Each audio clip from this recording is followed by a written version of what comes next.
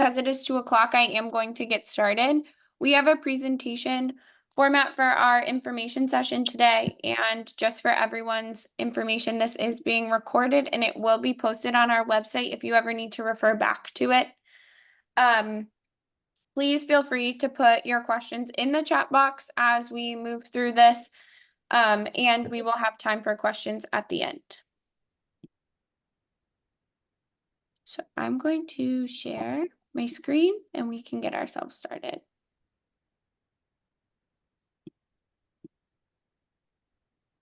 Okay. So, thank you again for joining us for our information session. This is the information session for the planning grant regarding establishing nutrition equity zones that is sponsored or held by the Nourishing Power Network. Just a quick agenda overview. We are going to give some introductions of the members of the Nourishing Power team who are here and encourage you all to introduce yourself in the chat box. We will give an overview of the planning grant, and then orient you to the online grant portal and open it all up for questions. So please add your questions to the chat as we go. We will get to them after we get through all of the slides. Oops. Hold on, there are some more people in the waiting room. We'll let them in. So please add your name and organization or any affiliation that you hold to the chat box, and just so we can know who's all here, and we will get moving along with our team's introductions. Currently, Dawn and Sharice aren't with us, but if they join, we will shout them out and ask them to introduce themselves. But I can kick us off and we'll pass it over to Darcy and Tom and Taryn. So my name is Megan Paskey and I'm the program manager for the Nourishing Power Network study at the Swetland Center for Environmental Health. And Dawn is joining us. Darcy, would you like to go? Hi there, I'm Darcy Friedman. I'm the director of the Swetland Center, and I am serving as the lead investigator for our broader study called the Nourishing Power Network, where the Nutrition Equity Fund sits within that study. Hi, I'm Tom O'Brien. I'm with Neighborhood Connections, and I am a co-investigator for the Nourishing Power study. Hi, I'm Taryn Gress. I'm also with Neighborhood Connections and supporting the Nourishing Power team, and here to offer technical assistance and today and after this call for this fun.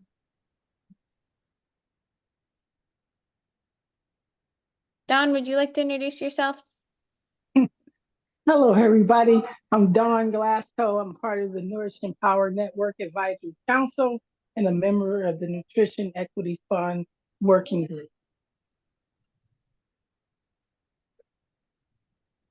Sorry, muted myself. Wonderful. We're going to get started with just an introduction to the Nourishing Power Network. This is very high level. If you have not engaged with the Nourishing Power Network before, hopefully this gives you a glimpse into the network.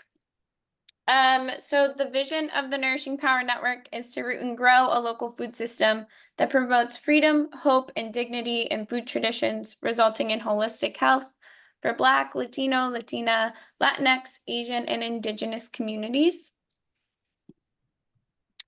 The mission of the Nourishing Power Network, we are a community action research project, as Darcy mentioned in her introduction, testing ways to bridge community power with organizational power to spark and expand food justice initiatives led by the community. And the reason that everyone is here is around our funding component. There are 4 components of the Nourishing Power Network, and this fund is one of them. This is a testing phase of the fund, and it's managed by Neighborhood Connections and the Swetland Center, as well as the Nourishing Power Advisory Council. And learnings from its initial launch will inform its future home. But currently we have $140,000 in the fund, which is what is allocated to the planning grant that we will talk about more in detail. Currently, the allocations out of the fund have been $10,000 to Nutrition Equity Innovation Prize, and this was awarded to individuals who went through the fellowship component of the study. $60,000 in our first round of community funding to the Policy Action for Food Justice Grant. An additional $20,000 to evaluate the Policy Action for Food Justice Grant, and $20,000 for events and learning opportunities around nutrition equity zones, which you will hear a little bit more about.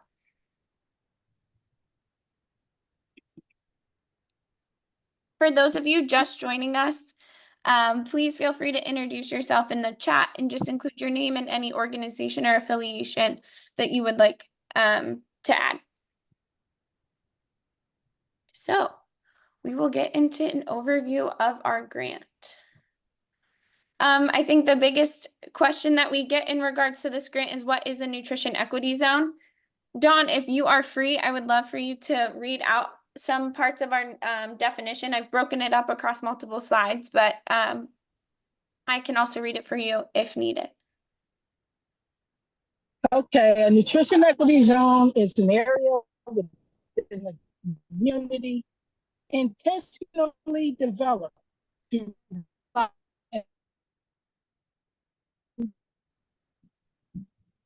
by engagement, collaboration, and partnerships. It is alive, serving as the driving force behind its initiative.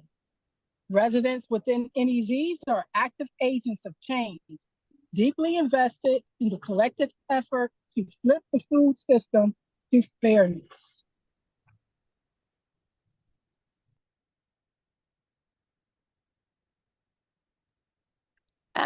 Continuing on, nutrition equity zones have pathways for residents to get fresh, healthy, and culturally relevant foods through community-run markets, cooperative grocery stores, or urban agriculture initiatives.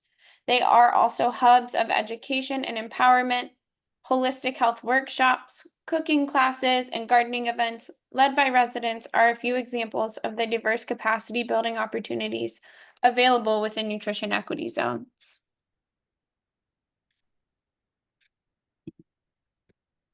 Does another member of the Nourishing Power team want to read out our next part of the definition? I can. A hallmark of NEZs is the presence of local growing initiatives. Community gardens and urban farms are common, providing residents with opportunities to actively engage in food production and cultivation. These are linked to pathways for residents to activate their skills and resources to generate economic opportunities within their community, whether through small-scale food production, value-added food processing, or entrepreneurship ventures. Nutrition equity zones empower residents to create and sustain local economies that lead to healthy people and communities. And our last part of our definition. What is a nutrition equity zone? With a focus on sustainability, NEZs across the city are connected for advocacy and activism. Community organizers and grassroots leaders from different nutrition equity zones link together to strategize and mobilize around issues related to food justice and equity. Through collaborative partnerships with residents, organizations, and institutions, nutrition equity zones leverage their collective power to mobilize systemic changes to transform the food system so that it works for all. And this was a concept developed by the Nourishing Power Network Advisory Council. Thank you, Tom. We know that is a long definition. The Advisory Council for Nourishing Power Network did come up with both a long and a short definition of nutrition equity zones, but we shared with you today the longer version of the definition so that it really encompasses as many details about what a nutrition equity zone could look like or feel like, or the activities that might take place in one. We do have a short version that you might see floating around if you engage with some other network materials. So just to ground us all in the important dates for this planning grant, it was released last week on September 24th. We are having an information session today, as you guys are all currently attending. And this session is recorded and will be put on our website. The application will close October 23rd at 11:59 p.m. and we will not be accepting any late applications.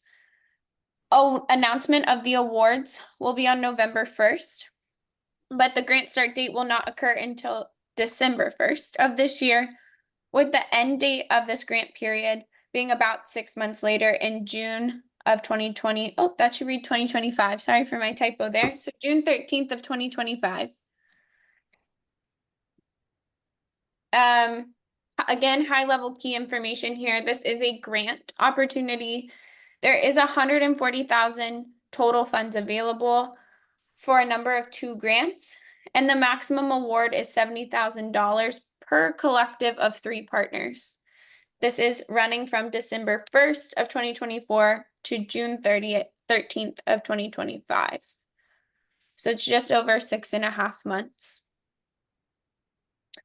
We do have applicant eligibility criteria.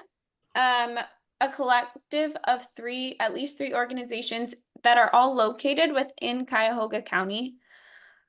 We ask that one organization, at least one of them, is a nonprofit, and that the lead applicant is hopefully that nonprofit.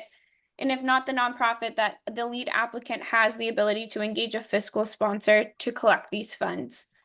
The organizations that make up the collective can be all nonprofits or any mixture of businesses, government entities, schools, coalitions, neighborhood associations, etc. And that this collective agrees to conduct or currently conducts their joint work as a nutrition equity zone in the cities of Cleveland or East Cleveland. Members of the collective can only be part of one application to this RFP. So my organization can't be in like 3 different application collectives to this RFP. We ask that each organization is only a part of one. Additionally, in eligibility criteria, we ask that organizations have demonstrated experience of at least 1 year per organization doing the work related to the definition of a nutrition equity zone, including at least 2 of the following. So these are pulled directly from the definition or components of a nutrition equity zone. Supporting pathways to get fresh, healthy, and culturally relevant food. Serving as hubs of education and empowerment for holistic health. Investing in local growing initiatives. And supporting policy and advocacy efforts. Obviously, in our definition and both here on the screen, we've given some examples of what that might be, but they can be different, as indicated by etc. A collective, in that the collective is committed to completing their planning grant by June 13th of 2025. I will note here that members of the Nourishing Power Advisory Council, the leadership team, and the staff members who work on this study are not eligible to apply for this RFP. But anyone else is. And lastly, we ask that the collective is willing to participate in the required evaluation of this project. The evaluation of the project would be developed with each grantee after the award was announced. The collective is willing to share their lessons as they go through 2 check-ins during the grant cycle. One in January of 2025 and the second in April of 2025. We really value here in Nourishing Power learning together, learning from one another. And so we are asking that through 2 check-ins, the 2 awarding groups will share lessons learned with one another. And the collective is committed to using the Nutrition Equity Zone marketing developed through this process for at least 6 months after receipt of the materials. And we'll talk a little bit about that. And the commitment to serve as a speaker at the Nutrition Equity Zone Think Tank event, which will be planned by our Nourishing Power Advisory Council and is slated to occur in May of 2025. And to participate in community action research evaluation. Our grant application process might be a bit different from other opportunities that you have been involved in. There is a written application, which includes a budget and a timeline. There will be a screening process that just ensures the fit with the RFP. There will be about 5 reviewers per application. And our selection method is a random selection. I have some more details on a following slide that will occur with the Nourishing Power Advisory Council. So how does this random selection process occur? Each of the proposals will be assigned a unique number, and members of the Nourishing Power Network Advisory Council will randomly select numbers from all of the possible numbers until 2 applications have been awarded. At least one of those applications must be focused on promoting food justice for children and families in the work of the collective. And we will not provide any written feedback on the applications not selected because these are selected through a random process, a random selection method. However, applicants can set up a time to talk with members of the advisory council about their application in December of 2024, if that is desired. We just like to reiterate again that you can only organizations may only be a part of one grant application.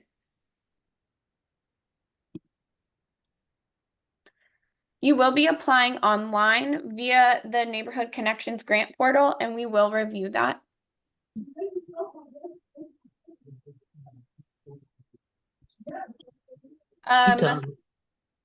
Budget information. As stated in the RFP, no larger than $70,000 ask per collective would be awarded in this funding opportunity.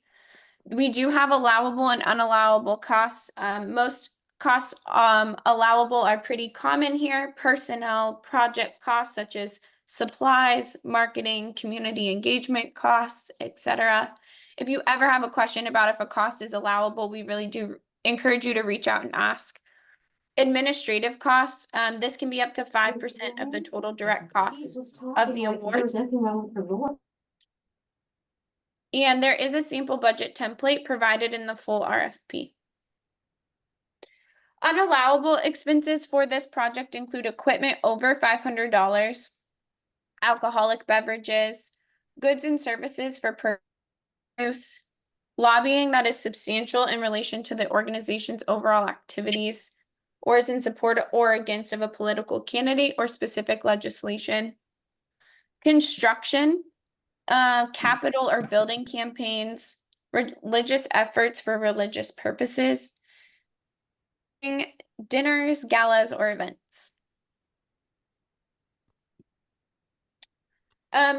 In the RFP, we did provide this exact breakdown table here, but we wanted to break down the funds available. So a total of $70,000 per application or collective. And we've anticipated those costs to look like this. However, it could look a little different. Roughly $65,000 for really developing the plan of the work of the collective on a shared initiative that is a nutrition equity zone. Outcomes achievable at the end of the 6 months of funding should focus on one or more of the following. Building or strengthening trustworthy relationships with partners in the collective and with other key audiences, building capacity among the collective to realize nutrition equity work. And this might come through strategic planning, prototyping, or piloting small scale work, and developing an evaluation plan for the collective's work. It could be related to raising awareness about what the collective is doing as a nutrition equity zone through dissemination of NEZ branding, maybe hosting events, pitching joint work as a nutrition equity zone to funders and other decision makers. We wanted to separate that type of work out from this other type of work, which could be $5,000. It could be more or less. It's really up to you all in your application, but participating in up to 3 storytelling workshops to develop marketing campaign about the formation of 2 nutrition equity zones that will be planned through this grant opportunity. So we really wanted to call out that costs for this could be used for time and effort for team members to fully engage in these workshops. They will be scheduled after all of our grantees are selected. And we ask that at least 2 of the 3 members of the collective participate in all 3 sessions. Failure to engage in 2 members of the collective in all 3 sessions would result in deductions from this portion of the grant funding. It's really important in this work that we help, that we tell the story of the work that is happening on the ground and what nutrition equity zones look like. What do they feel like? How are they different? How are they similar? And that the actual branding materials and that whole process is funded by the network. So that doesn't need to be included in the application or in your budget, but paying everyone in the collective for their time and for their effort in participating in that is something that is important to the members of the Nutrition Equity or the Nutrition Equity Fund.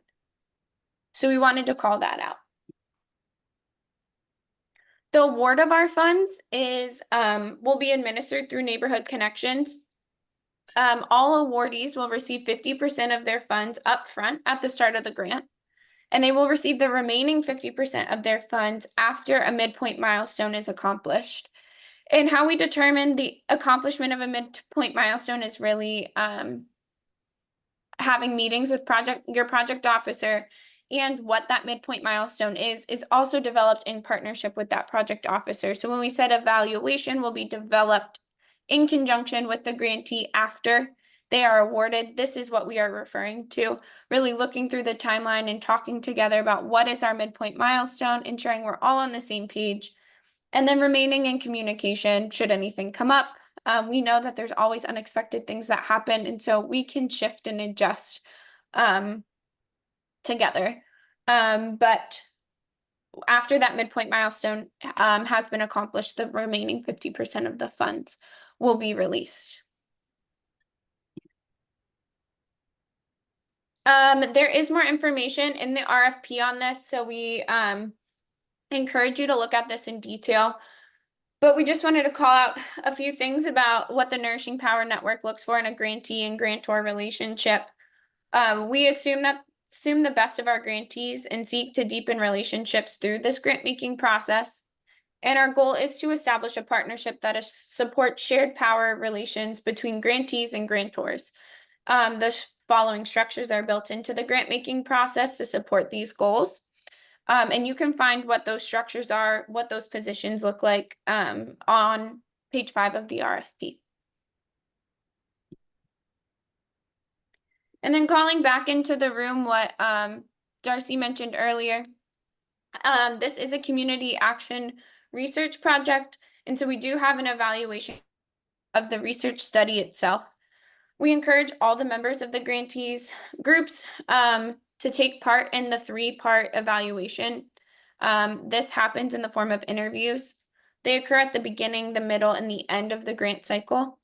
And you do receive compensation for participating in those interviews as they are separate from your grant award. So we are going to pause before we look at any of the grant portal information for questions about the project and the award itself. I know there have been some in the chat. So I'm going to stop sharing my screen so we can have a conversation, and then we can put these slides back up there.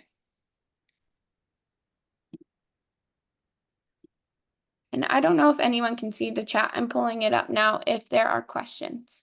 Yeah, Megan, there is a question from Malik that says, to clarify, this sample budget with goals within it is part of the sample, or are those also the goals we should center in our proposal? Those are just samples. You don't have to center those exact goals in your proposal. And it looks like Angela has her hand raised. Greetings. Thank you, everyone. I actually have 2 questions. My first question is around the, I guess, recognition of a nutrition equity zone that has been defined by the, I guess, the prior cohort or by Nourishing Power. Does this grant seek to have anyone else recognize nutrition equity zones, or is it, you know, just primarily for the recognition of the the Nourishing Power group? That's my first question. That's a great question, and I encourage anyone else from Nourishing Power to jump in here. But the entire purpose, the way that the Nutrition Equity Fund and the Nourishing Power Advisory Council thought about this award is so that other people recognize what a nutrition equity zone is. It's one thing to have a definition. It's another thing for others to see that definition in practice and what that looks like out in the community, and how different nutrition equity zones can look neighborhood to neighborhood, community to community. There could be, a number of nutrition equity zones across the cities of Cleveland and East Cleveland that are vastly different from one another, but yet all are nutrition equity zones. And so really, the reason we also included that marketing component is to get that out there. How do we highlight and show what is a nutrition equity zone? Overall goal that the first Advisory Council of Nourishing Power left us with, along with this definition, is funding 10 nutrition equity zones across the city of Cleveland. And so that doesn't come just overnight. It comes by highlighting what these are, showing people what these are, what is the value and the importance and what they bring to community, and why other entities should invest in work like this. Thank you. I'll give you my second question, but the context behind that question is based on my research, particularly in the city of Cleveland, not East Cleveland, because I work with the vacant lands and advocating for agricultural use of some of those vacant lots. And there's only one place that's zoned as an agricultural, it's not called nutrition equity zone, it's an agricultural something zone. And so that is why I, was asking, who else, what does it mean once a space through this grant planning is identified or recognized as a nutrition equity zone by the university and the project, but do we need other types of support in order to make it real or attract resources? So I probably should have saved that for my grant application, but that is why I asked the question. The second question I had, I just want. Oh, I was just going to follow up briefly with you. And that's why we built in, you're exactly right, that what we're doing with this RFP is we want a ground up view of what we think these zones should look like, because there is no such thing as a nutrition equity zone in practice right now, and there's no policy that would support it. And so one of the ways, another arm of our work is around policy change. And What are we doing? Are trying to have like a both and of a bottom up, this is what we think it would look like, and the 2 planning grants will give us some ideas.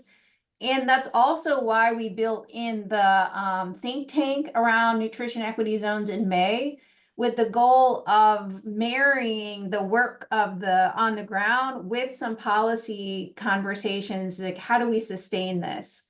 What does that look like through policy? And that's a long process, but the hope is that this is the beginning of creating infrastructure that would allow these zones to form and sustain throughout the city over, a period of time. Okay, thank you, Darcy, for that response. And I think it's agricultural innovation zone that I was thinking of. But the other question I had, a clarifying question around the review process.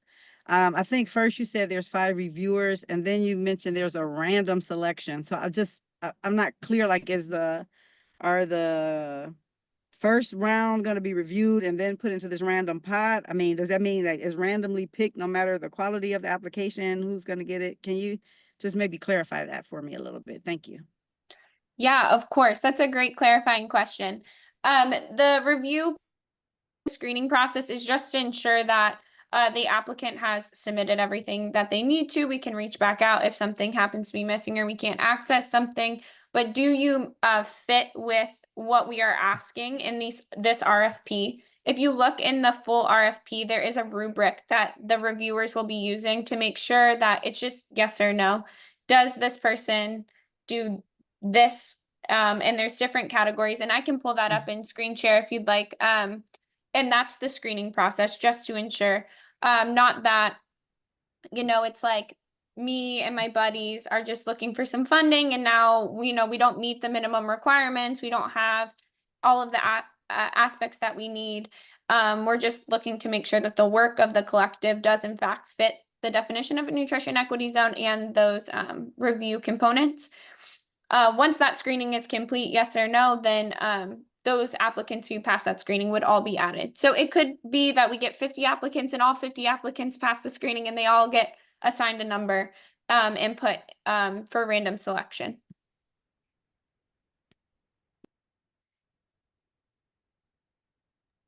Okay, thank you.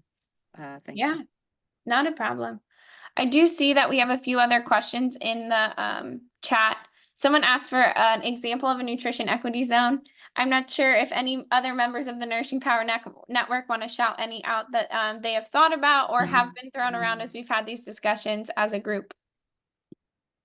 I'll just share that I don't think there is a nutrition equity zone that we know of. We think there are places, the reason why we're putting it out is to help bring to that identity to things that already exist that we think meet the definition of a nutrition equity zone, but they're not currently branded or labeled in that way.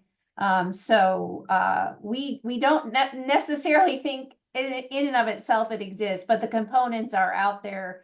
And that's what we're hoping to do in the planning grant, is to get people to come together as a nutrition equity zone. Yeah, I would just add to that to really look at the definition in the RFP and see what are the components of a nutrition equity zone. So it can be defined, and I think in a lot of different ways. I think it's up to you how you, but it has to have some of those values or those and values and some of that criteria in it to meet what the committee is looking for. But it can be in various forms, you know. So I would look at that and then ask if you have questions about that. You could ask us those questions. Another question I see in the chat is two-part. So we'll take the first part first. Can you have more than 3 collaboratives on an application? The answer is yes. We're just looking for a minimum of 3. And is there a minimum asset or budget requirement? If this is regarding budget of an organization or assets of the organization, no, we're not going to collect your financial information. The eligibility criteria does just state that the lead applicant needs to be a nonprofit who can accept these funds or has a fiscal sponsor who can accept these funds. So you do have to have the capacity to take in the finances, but we're not going to assess or look at your organization's budget or assets. Is there a restriction regarding participants and organizational bases? I'm not sure if you could maybe expand on this, but my initial thought is no, outside of there is a statement in the RFP that says that we will not fund organizations or groups that discriminate along many different categories. So as long as your organization is fitting within those parameters, then I don't see. What I was thinking of is that the persons on the advisory committee are individuals, but they also belong to organizations. So is the restriction against participation related to the individual or the organization? That's a great question. Darcy, do you have anything to add here? That's a good question. I think we can take that back to our team. I mean, I think the essence is we didn't want to have a conflict of interest. And so that's why we did that in our every award we've had, we've always limited who on the advisory council is eligible, again, to reduce a conflict of interest. So we can take that back. And we will make sure that gets clarified, when we share out the information about the RFP. Thanks for that question. Yes, thank you, Andrea. And we will have an updated FAQ section along with the recording on the website. So encourage you to look at that, and I will reach out with a more direct answer as we get one from the group. There's another question. Once a zone is created, would the zone be able to expedite for zoning, permitting, etc. I'm assuming with the city, or I'm not sure what CF stands for. Andrea, if you could clarify. Oftentimes when you have enterprise zones, they are eligible for tax abatements, expedition in terms of permitting process and other things, which becomes a legislative policy issue. And my question is, do you anticipate once a zone is created that the zone will then be eligible for some benefits going forward that will make their implementation of their strategic plan easier or less cumbersome? And Megan, I can respond to that. I think that this question is exactly why we built in those learning times to figure out what are those roadblocks that we need to address or accelerators. And as our policy arm of our advisory councils doing work around nutrition equity zones, we're asking these questions. When we have that think tank, we're coming prepared, or we're giving examples from other areas. So when we're moving to the policy space to sustain, we've thought about the broad range of supports that are needed, like you're saying, to support nutrition equity zones in practice. But yeah, we've used the language zone because it is often how cities are thinking about a comprehensive package of supports for an area that's beyond just like a single, component of a solution. Thank you, Darcy. We have another question. Are you looking for a certain size of each nutrition equity zone? For example, 2-mile radius, certain number of neighborhoods, etc. If not, do you recommend keeping it as a smaller geography or looking more broad? We do not have a size. This is a robust conversation that has been had by the Advisory Council and by the Nutrition Equity Fund Working Group. We're really looking for the collective to define that. We don't believe it would be fair for the Nutrition Equity Fund Working Group to define this, as this could look really different in many different areas of the cities of Cleveland and East Cleveland. There is no recommendation though on smaller or broader geographies. For example, we think it'd be really hard to say the entire city of Cleveland is a nutrition equity zone. There's so much diversity within that. So, that might be, too broad.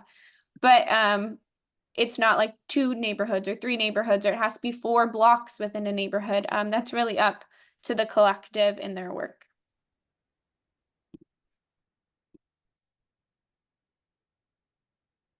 Not a problem. Do we have any more questions that are coming to mind right now related to the information that we shared or the RFP? If not, I will, I can either share my slides or turn over screen sharing privileges to Tom or Taryn if you guys would like to walk through the grant portal and what people can expect when they go to apply. Yeah, if you can turn over to me the controls, I will walk through. Okay, go ahead, Tom. Thank you. So, hello, everybody. I'm Tom O'Brien. I'm with Neighborhood Connections, and it's good seeing everybody. Thank you. Thanks for being here today. As I mentioned, we're involved in this. I'm part of the leadership team and co-investigator, and we are the ones who are creating have this online portal. So a couple of things. One is you will go to the online portal. And let me just stop to show you what that looks like. So I put in the chat a link to the portal.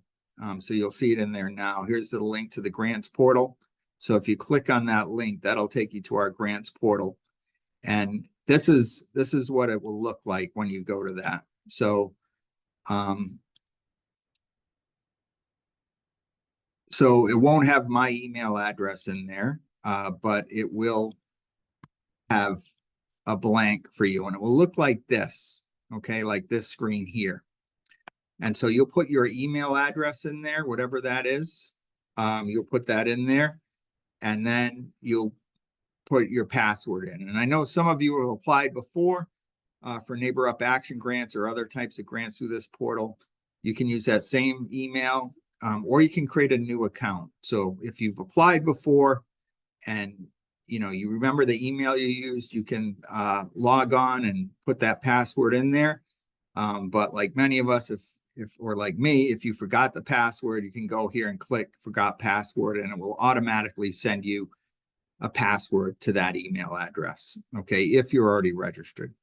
If you're not registered, you need to go here and create a new account. Okay, but once you're in there, and if you have trouble with this, send me an email, or you can talk to Taryn too about how to do that. But it's fairly simple to do. But there are occasionally problems with people and their email addresses. So I'd start with that.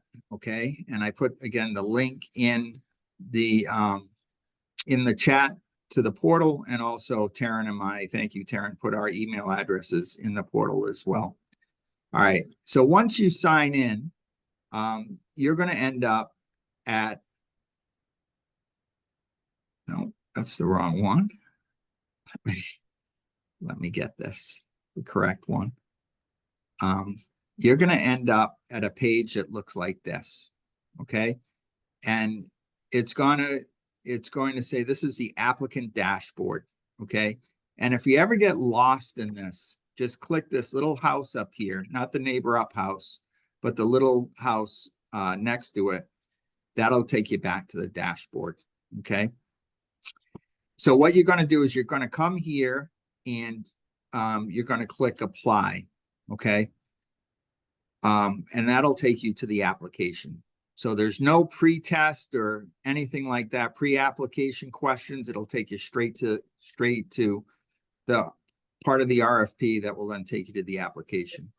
If you do want someone to collaborate with you on this, they can do it kind of like a Google form.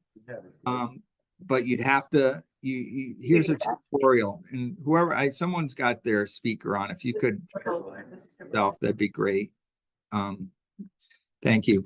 So the written tutorial or the video tutorial can show you how to collaborate. And I'll show you where that button is in a second. Okay. So you're going to go up here and you're going to click apply. And this apply will take you to this next page.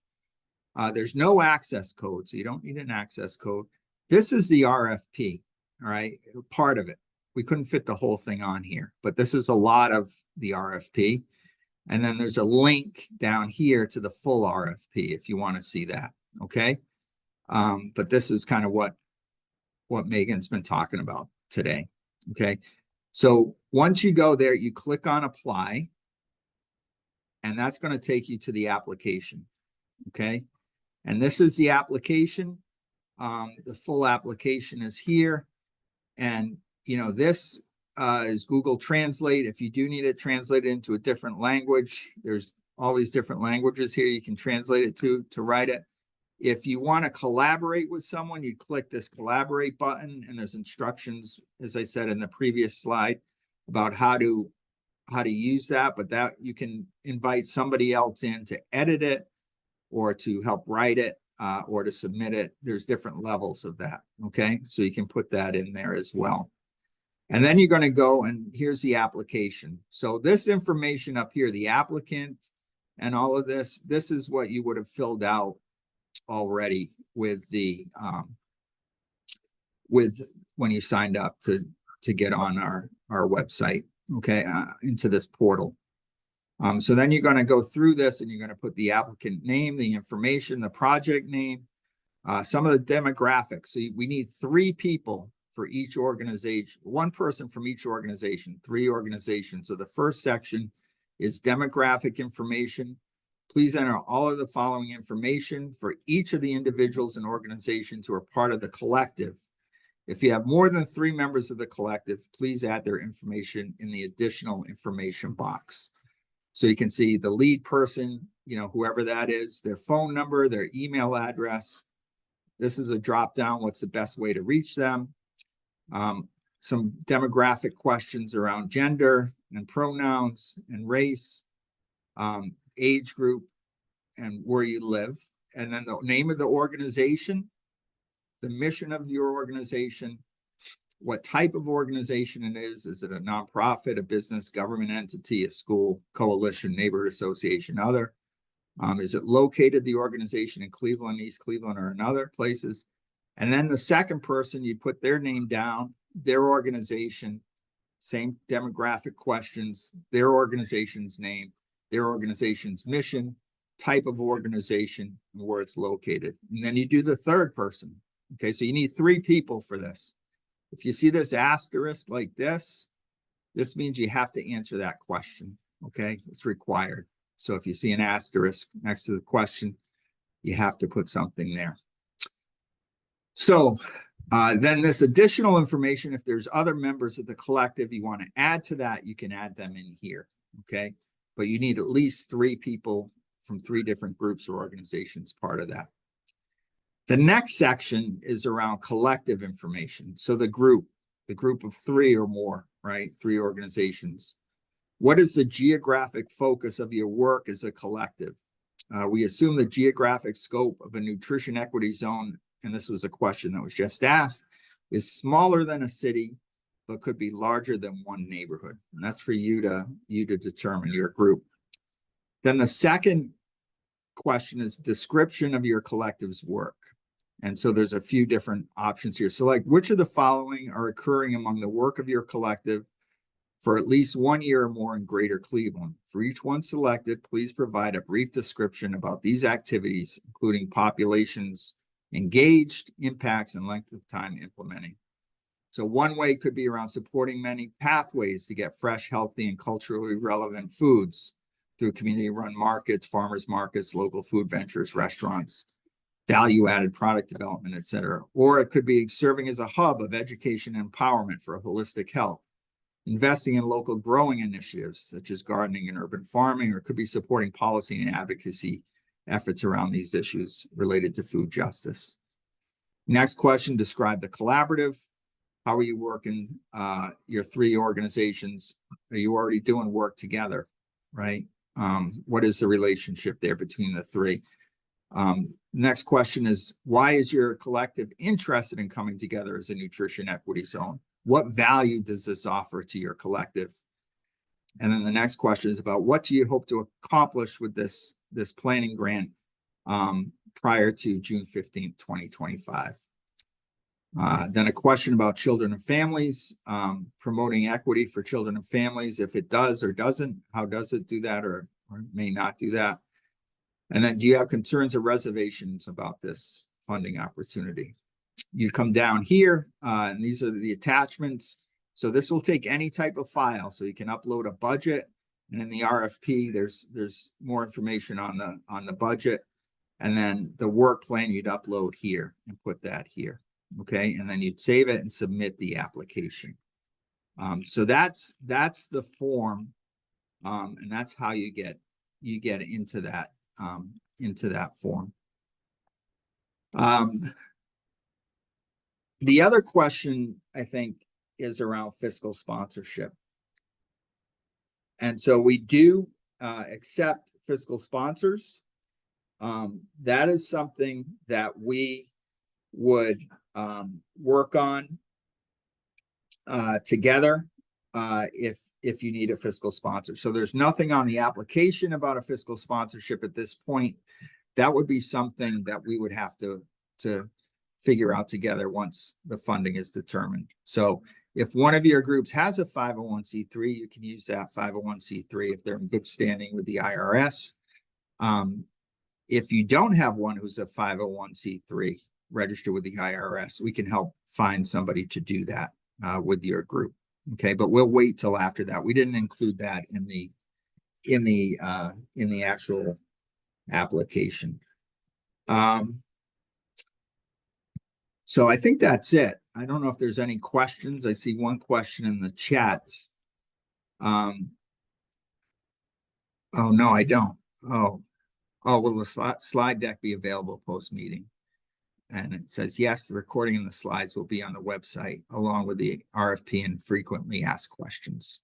Okay, and Megan put her email address in there.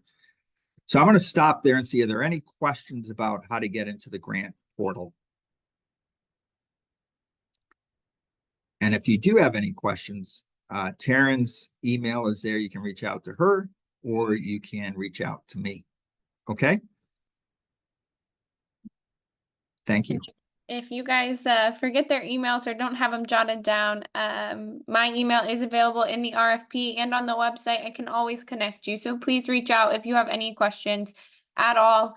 If I can't answer them, if I'm not the tech wizard of the grant portal, I will point you in the right direction and connect you with who you need to be connected with.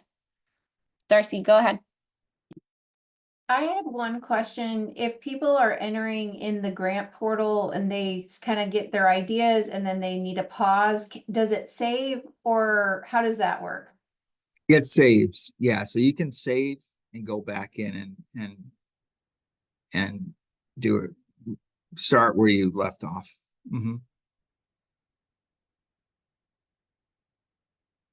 So you don't have to do it all at once.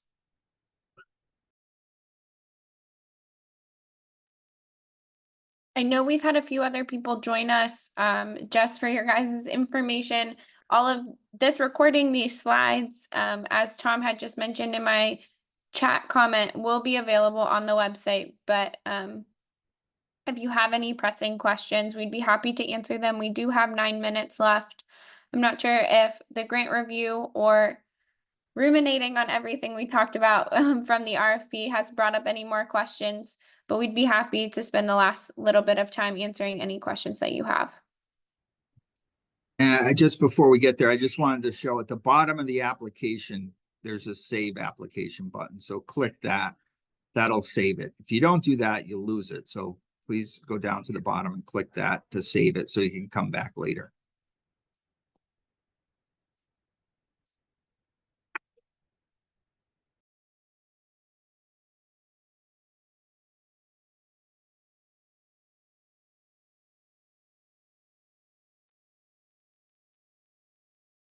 If there are no more questions, that would be the end of our information session. Can give everyone some time in their day back, but we thank you all greatly for joining us today and really look forward to seeing your wonderful applications to this funding opportunity.